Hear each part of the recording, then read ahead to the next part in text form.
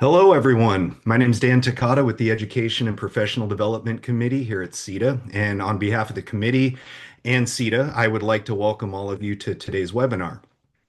So for the topic we're going to be discussing today, we've got Max Bishop and Aaron Flippo.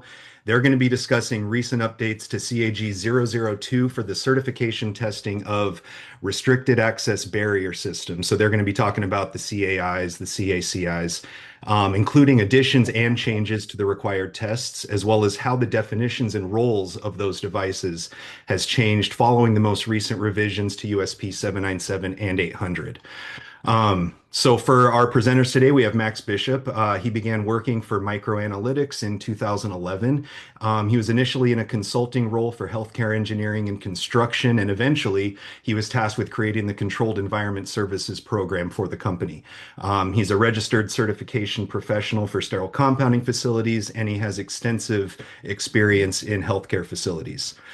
We also have Aaron. He comes to us with more than a decade of clean room testing experience, close to 16 years, in fact, having started in the industry in 2010.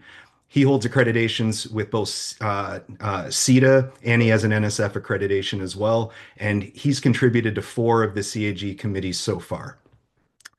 So, learning objectives for today. So, today you'll be so once this presentation's done, you should be able to summarize the required and optional tests for certification of these devices, and how they apply to different categories of RABS, including compounding aseptic isolators and the aseptic containment isolators. You'll be able to examine changes to testing procedures from the original document and discuss the role of these devices as they've been redefined by the USP chapters. We're also going to discuss how these units differ from pharmaceutical isolators. So before we get started, I'd like to share a couple quick points. For those of you who have technical issues during the presentation, please use the chat option to communicate with the office. For those of you who have questions that you would like to direct to the speaker, because we're going to have a Q&A at the end, please use the question box. And then at the conclusion of the webinar, a survey link should pop up, plus a copy of the presentation slides and a survey link will also be sent to your email. So we would really appreciate it if you could provide your feedback. So with that, I'm going to pass it over to both Max and Aaron. Hello, everyone, and welcome to our webinar today. We'll be discussing the updated guide for testing of restricted access barrier systems, or RABS, as described in the newly updated and published CETA CAG-002 from 2026. I'm here today with my colleague, Aaron Flippo from Palmetto Critical Environments, and we had the pleasure of serving as action committee members on this document. I also had the honor of serving as the chair for the document. We had a lot of great input and hard work from the committee members and are proud of the improvements we were able to make to the document. Our agenda today includes a quick discussion on some of the background and the scope of the new CAG-002. We'll then move on to comparing the test matrices between the original document and the newly published document, including what tests are required for field certification, which are optional, and are also not intended for field testing. We will also discuss what has been reassigned as manufacturer tests, either to be performed on each individual unit or as part of the design validation process. After that, we can move on to some testing that has been newly introduced, as well as some applications to tests that were present in the original document.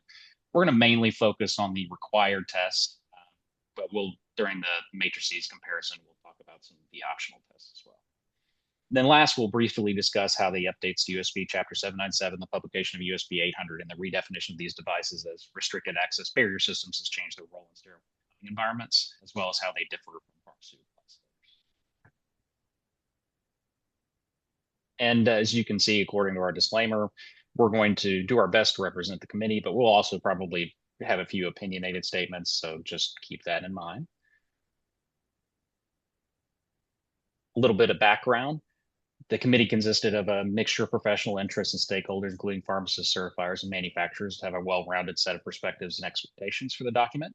We initially began meeting with the committee in October of 2023 at the CETA offices and met on a fairly aggressive regular schedule throughout the rest of 2023 through 2024 and early 2025. Some delays occurred in 2025 between the editing and technical reviews, ultimately culminating with the publication of the document in February of 2026.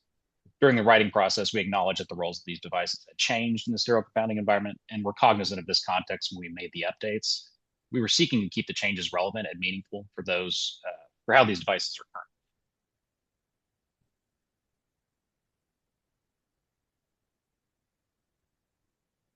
Let's discuss the scope of the document briefly. It was intended for sterile compounding facilities where USP Chapter 797, 800, and 825 are applicable. However, there are some applications where these units may be used, maybe potentially in non-sterile hazardous compounding or possibly some other environments where the design characteristics are useful. However, certification of these units and other uses may require some discussion with the facility, what is relevant since this document is specific for sterile compounding. The document references other CETA application guides such as CAG-009 for viable sampling and 014 for airflow visualization studies, specifically how to perform the dynamic airflow smoke pattern test. CAG-005 is also referenced since these can be used as a CPEC for hazardous drug compounding and may need to be serviced according to that.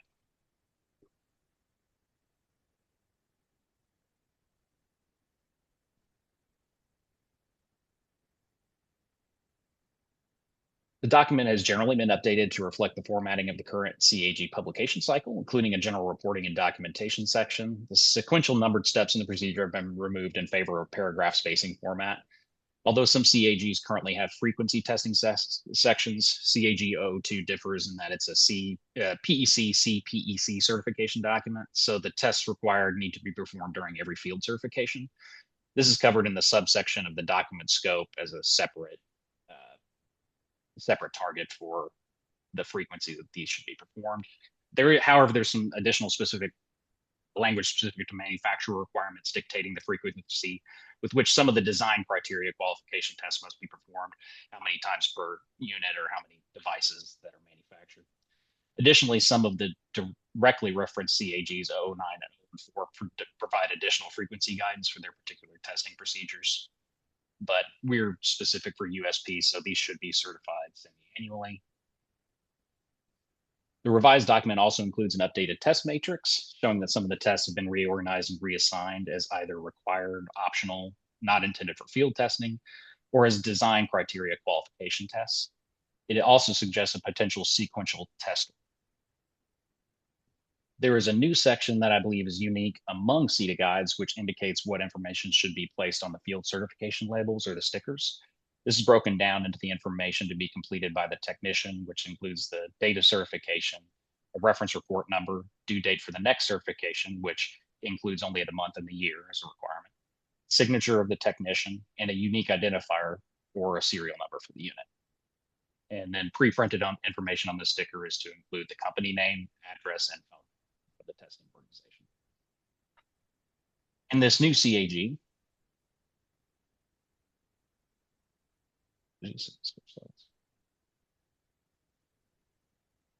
in the new CAG, we revised the test matrix that was present in the original version, which you can see on the screen. This reflects how some of the tests have been reorganized within the document itself. The new matrix demonstrates that the document has generally been reordered so that mandatory field tests are listed first, then optional tests, finishing with tests that are typically not intended for field testing. The sequence presented in the table also recommends a general test field certification. The required tests, optional tests, tests not intended for the field, and tests for design criteria qualification have been altered, including the gauntlet breach velocity test has been recategorized from an optional test to not intended for field testing, but remains as a design criteria qualification for manufacturers performed during RABS design validation. The particle containment and enclosure leak test was previously required as both a field test and a manufacturer test for negative pressure CACI units used as CPECs, but has been moved to an optional test for field certifiers. It still remains, though, as a manufacturer required test for these units. The recovery time determination test has been renamed as the main chamber recovery time test. It is now also recategorized so that it is not intended for field testing, but must be performed by the manufacturer as a design criteria qualification. The pass-through purge time determination test has been renamed as the transfer chamber purge time test for simplicity and to match more closely with current nomenclature formatting.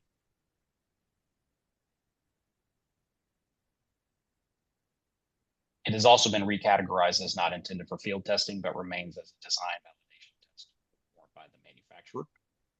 The hazardous particle containment and volatile hazardous drug containment tests have also been recategorized as not intended for field testing, but still remain as part of the manufacturer's requirement for design criteria qualification. I think at this point, we're going to hand it over to Aaron, who's going to discuss some of the actual changes to the testing themselves for the required tests. And if you want more information, Aaron actually will be hosting the CETA series on this topic from the annual meeting, if you all can attend.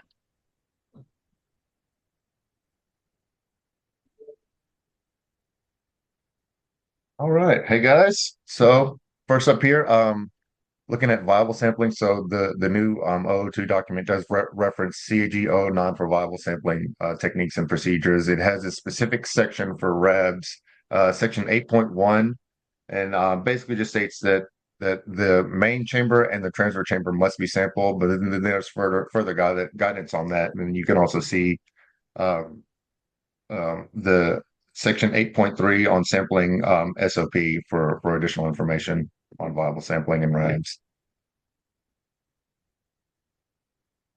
All right, particle count test. So we did add for the apparatus the ISO 21501-4 2018 calibration. We removed the requirement for static particle counts in the main chamber. So just like for the other PEC testing for like the new CAG 003, we're really focusing more on the critical site as how we determine the sample locations when we're testing a PEC. Transfer chamber is gonna remain at rest sampling for that. Um, Revised sample location recommendations for dynamic operating tests, as I mentioned, needs to be upstream and preferably within 6 inches of critical sites. So that's just in line with what was put in the new 003 as well. And again, references automated compounding devices and potential need for additional sampling sites. So basically, you'll have to take it on a case by case basis and see at the look at the processes they're doing within the hood and come up with a good sampling plan for your total particle counts.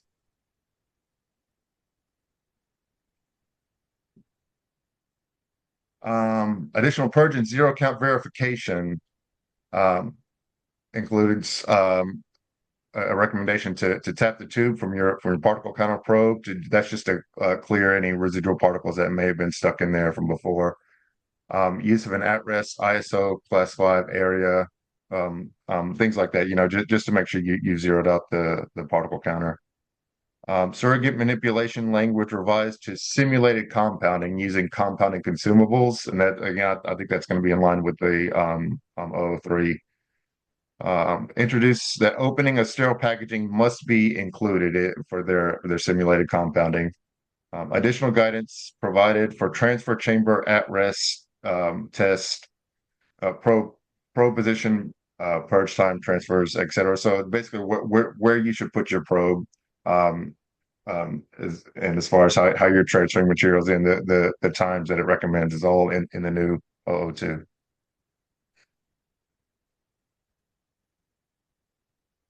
All right. Preparation ingress egress tests remove requirements to verify or elevate the background room particle counts above ISO Class 8 criteria. In consideration of pharmacy operations, a visible medium is now introduced directly into the transfer chamber, and a lot of the reasoning behind that was mainly to save wear and tear on the particle counters, and we felt that just introducing the smoke directly into the transfer chamber was good enough for what we're doing here. Particle counter is set to a 3-minute sample time to allow for introduction, purge times, and allow for egress during one count. Other than that, everything on this test is more or less the same.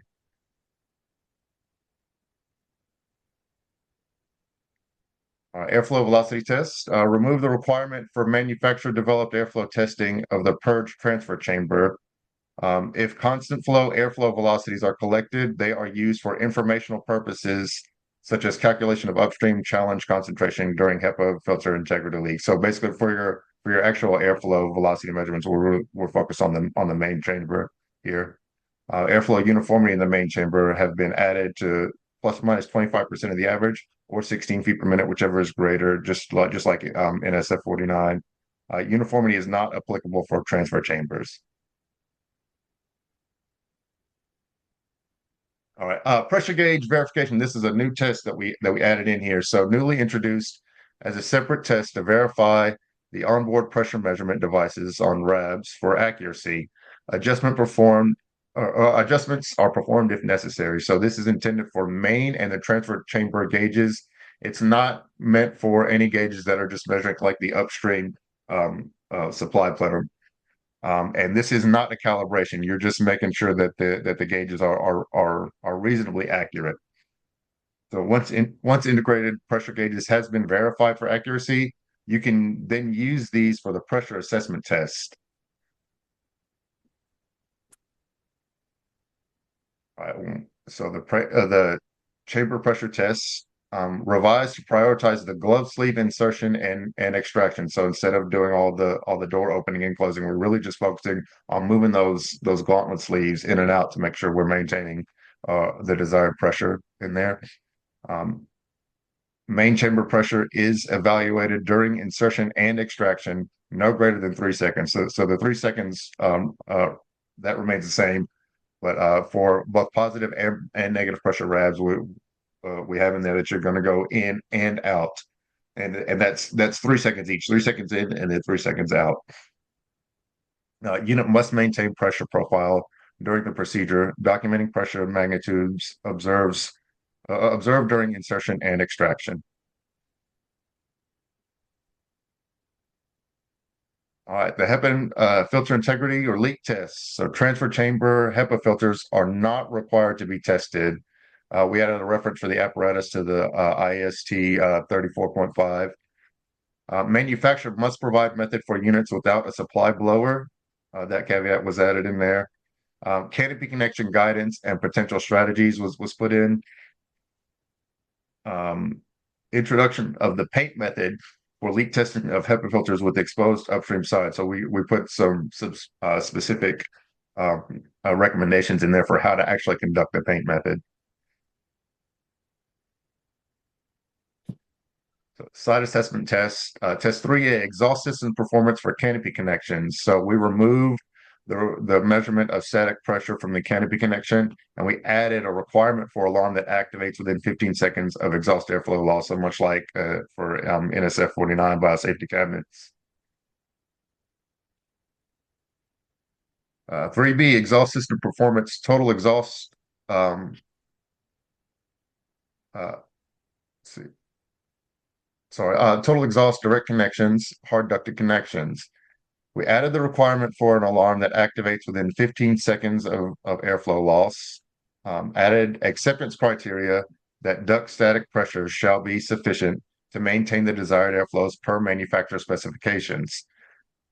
In the acceptance criteria, we also added additional guidance about proper venting of exhaust to exterior areas. So basically, this was in anticipation of someone just kind of putting a little duct that just goes above the ceiling, or having some inline fan and trying to use that as their exhaust system. We put some guidance in there to make it a proper ventilation system.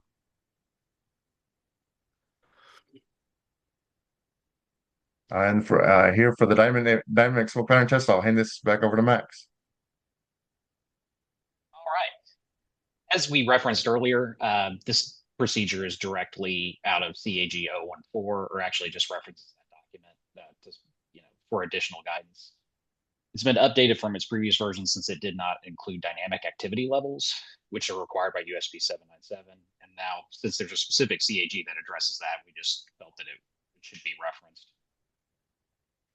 CAG-014 provides a specific additional guidance in 8.3.4 for RABs and areas of interest that you should focus while doing the dynamic smoke pattern assessment. As discussed earlier, the frequency section in CAG-014 is more referential and dependent upon context, but with RABs in a sterile compounding setting, this test is required for a field certification. CAG-014 has a little bit more flexibility in when this test could be performed, depending on what sort of environment the PEC is in, since it's not necessarily dictating its frequency section for RABs in a sterile compounding. Although not required by field certification, static airflow visualization or smoke pattern assessments can still be beneficial for these units, especially for training purposes, to identify characteristics within the main chamber that can interfere with unidirectional airflow and first air. and also identify proper areas for exposure of critical sites and facilitate better aseptic techniques in general.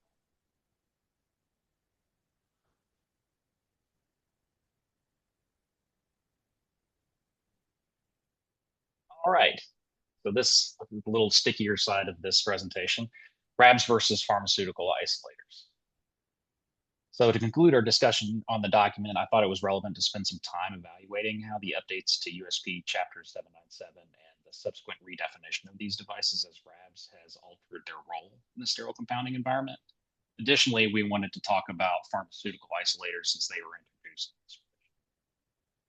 CETA CAG-002 2026 is not intended for field certification of pharmaceutical isolators. There are distinct differences in the designs between the devices and their roles in the sterile compounding environment.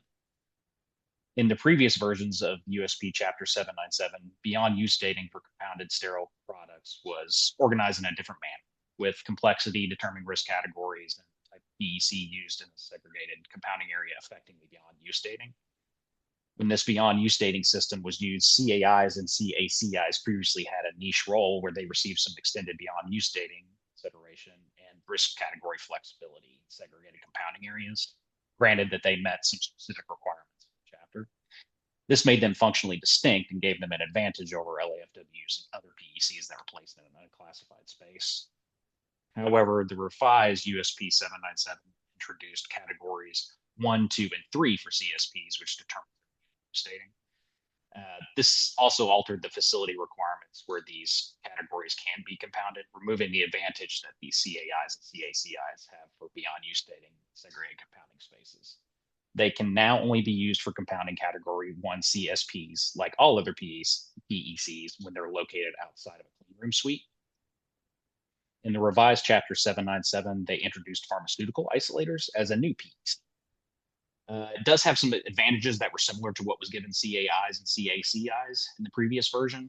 If these units are placed in an ISO Class 8 compounding area, they may be used for compounding of Category 2 and 3 CSPs, like ones that are placed in the clean room suite. But we wanted to make it clear, even though it isn't defined in CETA CAG-002 2026, that pharmaceutical isolators and RABs are completely different devices and have different design characteristics.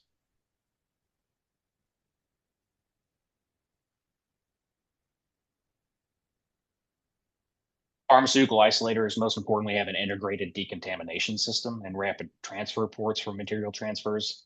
They are generally gas tight and are much more restrictive in how materials are moved within and out to the devices. There seem to be more prevalent in CGMP and EU Annex 1 compliant manufacturing environments or 503B pharmacies. I will note that, although not directly mentioned in USP 800, that chapter uses examples of CPECs in their language for some flexibility. So it'll say like example of a CPEC includes. So there may be specific designs that would be appropriate for use as a CPEC for hazardous drug compounding. However, I would recommend discussion with the manufacturer before using them with that role, or doing some sort of risk assessment to make sure they provide adequate user protection in those cases.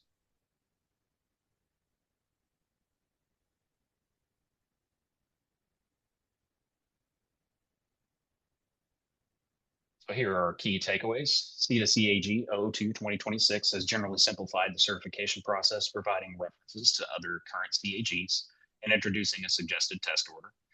The test matrix provided in this document is a useful resource for determining which tests must be performed during each field certification on each unit during manufacturing and as a part of the design validation by the manufacturer. RABs and pharmaceutical isolators are distinctly different devices. Despite some minor similarities, they have, in some cases, major similarities. They have different performance requirements and compounding category restrictions and are not covered by CETA CAG-002 2026.